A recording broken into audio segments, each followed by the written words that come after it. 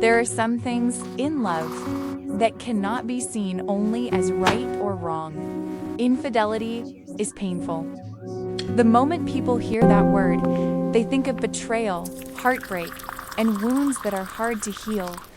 But if we grow quiet for a moment and look deeper behind the act itself, we may realize that it does not always begin with cruelty.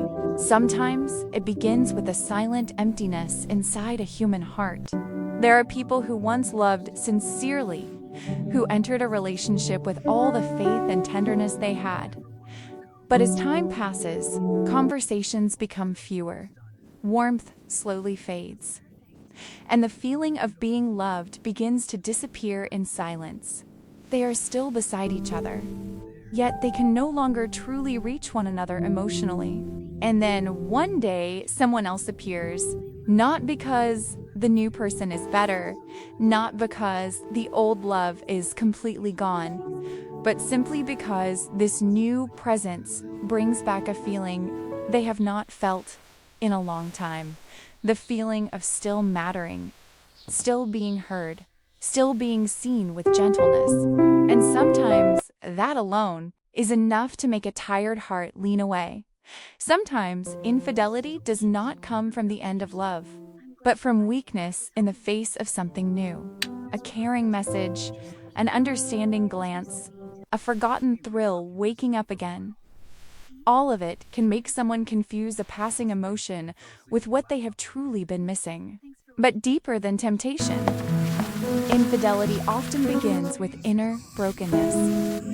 When someone has been lonely for too long, when they no longer see their own worth, when life feels heavy with pressure, failure, and sadness they cannot share, they may turn to an affair as if turning toward temporary shelter. Not to love more deeply, but simply to be comforted, to feel that they are still needed. And sadly, what comes in the wrong way rarely heals what is truly broken.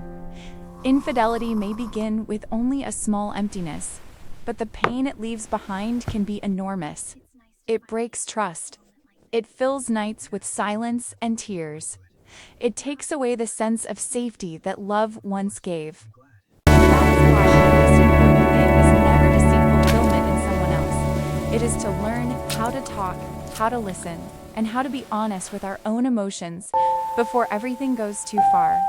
In the end, people are not drawn to infidelity only because of desire. Often, it is because of what is missing inside the soul, inside the relationship, and inside the way they face themselves.